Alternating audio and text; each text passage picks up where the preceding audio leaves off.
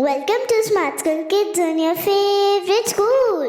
Yes, welcome to smart school kids zone, आपका प्यारा school. और आज हम देखने वाले हैं वाक्यों के प्रकार, types of sentence in Hindi. कितने प्रकार होते हैं और उनको कैसे पहचानना है, और उसकी बाकी के एक्टिविटीज़, मतलब आपके लिए प्रैक्टिस के कुछ सेंटेंस भी दिए हैं ताकि आपको ज़्यादा से ज़्यादा उसकी प्रैक्टिस हो और आप समझ सको उनको अच्छी तरीके से।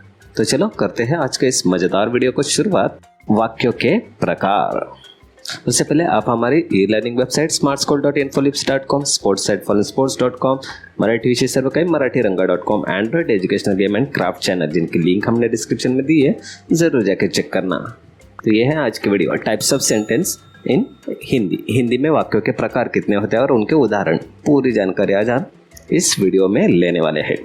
तो हिंदी भाषा में वाक्य को उनके अर्थ और रचना के आधार पर विभाजित किया गया। तो हम सेंटेंस को मुख्य दो प्रकार में उन्होंने बांटा गया, एक अर्थ के आधार पर और दूसरा है रचना के आधार पर, मतलब as per the structure of sentences. तो वाक्य का सही ज्ञान भाषा को समझने में और उनको प्रयोग करने में मदद करता है। आइए हम विस्तार से इन सभी प्रकारों के बारे में समझते हैं। तो ये है अर्थ के आधार पर। यहाँ पे 7 प्रकार है, जबकि हमें पता है इंग्लिश में इनके सिर्फ 4 ही प्रकार है। तो आज हम हिंदी में देखने वाले हैं, तो हिंदी का विचार करेंगे। पहला है विधानवाचक वाक्य, दूसरा है निषेधवाचक वाक्य, तीसरा है प्रश्नवाचक वाक्य, इंटरोगेटिव सेंटेंस, फिर फोर्थ वन आज्ञावाचक वाक्य, जिसको हम इम्पेरेटिव सेंटेंस कहते हैं, इच्छावाचक वाक्य, ऑप्टेटिव सेंटेंस, देन संदेहवाचक वाक्य, जिसको कहते हैं ड्यूबिटेटिव सेंटेंस, एंड विस्मयादिवाचक वाक्य, एक्सक्लेमेटरी सेंटेंस। तो एक्चुअली इंग्लिश में हमारे लिए declarative, interrogative, imperative and exclamatory, यही मुख्य 4 प्रकार होते हैं, लेकिन हिंदी में आपको 7 वाक्यों को याद करना है। तो चलो हर एक को एक एक विस्तार में देखते हैं। पहला वाला है अर्थ के आधार पर। हिंदी में अर्थ के आधार पर वाक्य के 7 प्रकार होते हैं। जो पहला हमने देखा है विधानवाचक वाक्य, डिक्लेरेटिव सेंटेंस। तो डिक्लेरेटिव सेंटेंस मतलब जो वाक्य किसी तथ्य, सूचना या विचार को सीधे तौर पे बताता है, सिंपल भाषा में बताता है, जो वाक्य सूचना को, किसी हमारे विचार को, हमारे थॉट्स को, तो ऐसे सेंटेंस को हम कहेंगे विधानवाचक वाक्य। जिसके उदाहरण यहाँ पे दिए, देखो, सूरज पूर्व में उगता है। तो एकदम ये सिंपल तथ्य है कि सूरज हमेशा पूर्व में ही उगता है। गाय दूध देती है, तो एक तथ्य है, सच है। मैं पढ़ रहा हूँ, तो ये भी हमारा एक सूचना है या हमारा एक सेंटेंस है। वर्षा हो रही है, यहाँ पे भी जो एक्शन है वो सीधे से चल रहा है। सिंपल सेंटेंस को हम कहेंगे विधानवाचक वाक्य, जिसमें कुछ नहीं कहा रहता है, ना ही कुछ क्वेश्चन मार्क, ना ही कुछ एक्सक्लेमेटरी मार्क, कुछ नहीं। जो सिंपल तथ्य, सूचना या विचारों को सीधे तौर पे बताता है, उसके कहेंगे हम विधानवाचक वाक्य। ठीक है, समझ में आया? कहते हैं। चलो नेक्स्ट देखते हैं निषेधवाचक वाक्य। तो निषेध करना, नकार देना, निगेटिव सेंटेंसेस है ना। तो जो वाक्य किसी क्रिया के न होने का या नकारात्मक दर्शाता है, नकारात्मक अर्थ को व्यक्त करता है, ऐसे वाक्य को हम कहेंगे निषेधवाचक वाक्य। ओके, जिसका उदाहरण दिया है, देखो यहाँ पे, मैंने आज खाना नहीं खाया। तो यहाँ पे हमने नकार अर्थ दिया है, नकार, नहीं। तो इस नहीं की वजह से ये बन जाता है निषेधवाचक वाक्य। वह स्कूल नहीं गया, यहाँ कोई नहीं आया, उसने मुझे पैसे नहीं दिए। तो सब जगह पे देखो निषेध है, नहीं या फिर ना, है ना। तो ऐसे वाक्य को हम कहेंगे निषेधवाचक, जहाँ पे हम नकार दे रहे हैं, नकारार्थी, नकारात्मक अर्थ बता रहे हैं, ऐसे वाक्य को कहेंगे हम निषेधवाचक वाक्य। और समझना भी आसान है, जहाँ पे ना, नहीं, तो ऐसे शब्द आएंगे तो उसको हम कहेंगे निषेधवाचक वाक्य। चलो तीसरा प्रकार देखते हैं, यहाँ पे प्रश्नवाचक वाक्य।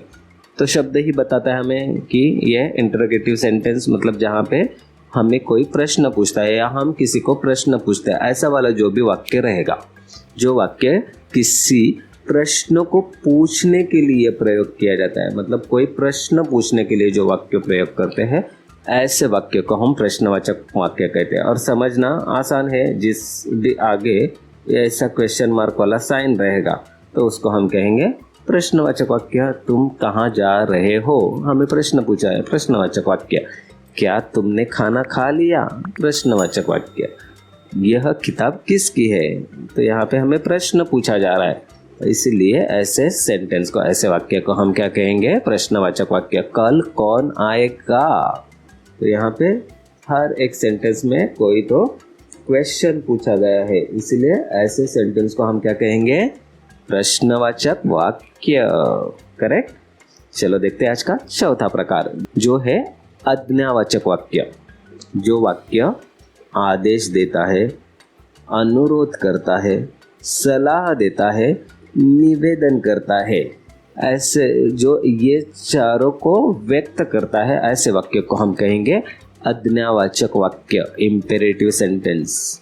मतलब किसी को रिक्वेस्ट करते हैं या फिर हम किसी को कमांड देते हैं, ऑर्डर देते हैं, तो ऐसे वाले वाक्य को हम कहेंगे आज्ञावाचक वाक्य। जहाँ पे देखो दरवाज़ा बंद करो, तो हमने किसी को आदेश दिया है या अनुरोध किया है, आदेश दिया है दरवाज़ा बंद करो, तो इसीलिए ये कहेगा आज्ञावाचक वाक्य। कृपया शांत बैठिए, यहाँ पे हमें अनुरोध किया गया है बच्चों को, जैसे टीचर्स बोलते हैं कृपया शांत बैठिए, तो ये अनुरोध किया गया है, तो इसको कहेंगे हम आज्ञावाचक वाक्य। जल्दी करो, हमें जाना है, तो बच्चों को जो भी काम दिया है वो जल्दी करने के लिए बोला है, क्योंकि यहाँ पे रिक्वेस्ट की गई है, तो ये भी आज्ञावाचक वाक्य। मेरी बात सुनो, तो यहाँ पे आपसे फिर से अनुरोध किया गया है, जो मैं कह रहा हूँ वो सुन लो, तो ऐसे सेंटेंस को हम कहेंगे आज्ञावाचक वाक्य, जिसमें हमें या तो आदेश दिया रहेगा चुपचाप शांत बैठो, तो ये एकदम आदेश है। अनुरोध, रिक्वेस्ट की जाती है। सलाह, कोई हमें सजेस्ट किया जाता है तुम ऐसा मत करो, है ना, या फिर निवेदन किया जाता है, तो ऐसे सेंटेंस को हम कहेंगे आज्ञावाचक वाक्य। चलो देखते हैं फिफ्थ नंबर, और ये है इच्छावाचक वाक्य। सेंटेंस ही बता रहे हैं जो वाक्य इच्छा या हमें आशीर्वाद देता है या हमारी कामना को व्यक्त करता है, मतलब कामना मीन्स इच्छा ही, तो उनको व्यक्त करता है, तो ऐसे वाक्य को हम कहेंगे इच्छावाचक वाक्य। तो ईश्वर तुम्हें लंबी उम्र दे, मेरी इच्छा है कि ईश्वर आपको बहुत लंबी उम्र दे, तो यह हमारी इच्छा है। काश मैं खिलाड़ी होता, मतलब ये मेरी इच्छा है कि मैं आज यहाँ पे तो आपको सिखा रहा हूँ, इसके बदले में शायद मैं खिलाड़ी होता तो आज मैं इस ग्राउंड में खेल रहा होता। तुम्हारा दिन शुभ जाए, यहाँ पे देखो एकदम हमारे अच्छाई के लिए कामना की गई कि आपका दिन शुभ हो, हम जीत जाए। आज मैं यह एक भगवान से प्रार्थना करूँगा कि हम आज जीत जाए, तो ये हमारी क्या है, इच्छा है, हमारी कामनाएं है, हम भगवान से हमें ये आशीर्वाद चाहिए, तो ऐसे सेंटेंस को हम क्या कहेंगे, इच्छावाचक वाक्य। Clear? Okay, next sixth one देखते हैं, संदेहवाचक वाक्य। ड्यूबिटेटिव सेंटेंस, जो वाक्य संदेह, अनिश्चितता या संभावना को व्यक्त करता है, मतलब क्या होगा हमें पता नहीं है, ये शायद होगा, तो ऐसा जब व्यक्त करने वाला सेंटेंस होगा तो उसको हम कहेंगे संदेहवाचक वाक्य। जैसे यहाँ पे उदाहरण से समझ लेते हैं, देखो शायद आज बारिश होगी, तो पक्का नहीं है, होगी या नहीं होगी मालूम नहीं, लेकिन ऐसा लग रहा है, आसमान में बादल है तो उनको देख के लग रहा है शायद आज बारिश होगी, तो ये संदेह है। क्या है? संदेह, ये संभावना है शायद होगी। तो यहाँ पे शायद की वजह से ये वाक्य बन गया संदेह। यहाँ पे हो सकता है, तो यहाँ पे अनिश्चितता है, हो सकता है वह आ जाए, या संभवता, तो यहाँ पे भी संभावना है, यहाँ संभवता वह सही है, मतलब झूठ है या सही अभी तक पता नहीं है, लेकिन ज़्यादातर मुझे लगता है कि वो सही होगा, तो ऐसे संभावना वाले वाक्य को हम कहेंगे संदेहवाचक वाक्य। लगता है वह बीमार है, तो लगता है 100% है या नहीं पता नहीं, लेकिन लग रहा है तो ये है संदेह, संभावना या अनिश्चितता। ऐसे सेंटेंस को हम कहेंगे संदेहवाचक वाक्य। नेक्स्ट है, इट्स अ 7th वन, विस्मयादिवाचक वाक्य, एक्सक्लेमेटरी मार्क। सिंपल है, जहाँ पे भी ये वाला साइन रहेगा, ये देखो एक्सक्लेमेटरी मार्क वाला जो साइन रहेगा, उद्गारवाचक चिन्ह बोलते हैं ना। तो ये हम कब बोलते हैं? जब हमें बहुत आश्चर्य होता है, खुशी होती है, या तो दुख होता है, या कोई हमारी तीव्र भावना को व्यक्त करने के लिए, क्योंकि शब्द तो वही रहते हैं लेकिन हमारी भावनाओं को व्यक्त करने के लिए हम इन संकेतों को, इन साइंस को, ये जो साइन है इन साइन का उपयोग करते हैं। ऐसे वाले वाक्य को हम कहेंगे विस्मयादि वाचक वाक्य। तो यहाँ पे देखो, अरे तुम यहाँ कब आ गए, मतलब पता ही नहीं वो कब आया, तो ये सरप्राइजिंग है, आश्चर्य है। तो ऐसे सेंटेंस को हम कहेंगे, भले ही ये क्वेश्चन है लेकिन ये कौन सा वाला क्वेश्चन है? आश्चर्य वाला। वाह कितना सुंदर फूल है, यहाँ पे देखो हमने खुशी जाहिर की है कि यह बहुत ही सुंदर है। तो वहाँ से हमारे शब्दों से पता चलता है हमारी भावना क्या होगी उस फूल को देख के, है ना। तो ये हमारे भावनाओं को दर्शाने वाले वर्ड्स होते हैं या साइंस होते हैं, जिनको हम लिखते वक्त यूज़ करते हैं ताकि सामने वाले को पढ़ते वक्त वही भावनाओं का एहसास हो, है ना। तो हाय मेरा फ़ोन टूट गया, तो हाय मतलब अभी उसको दुख हो रहा है, तो ये दुख वाला वाक्य है, दुख वाला शब्द है, तो वो दुख वाली भावनाओं को व्यक्त कर रहा है। तो शब्दों से भी वो पढ़ते वक्त वो भावनाएं व्यक्त होनी चाहिए, इसीलिए ये सारे साइन दिए जाते हैं। ओह ये बहुत दर्दनाक हुआ, मतलब जो भी हुआ वो बहुत ही बुरा था, ऐसा नहीं होना चाहिए था, तो तब हम शब्द क्या यूज़ करते, ओह। तो ऐसे शब्दों के आगे हम क्या देते हैं, ये वाला एक्सक्लेमेटरी मार्क वाला साइन, उद्गारवाचक चिन्ह।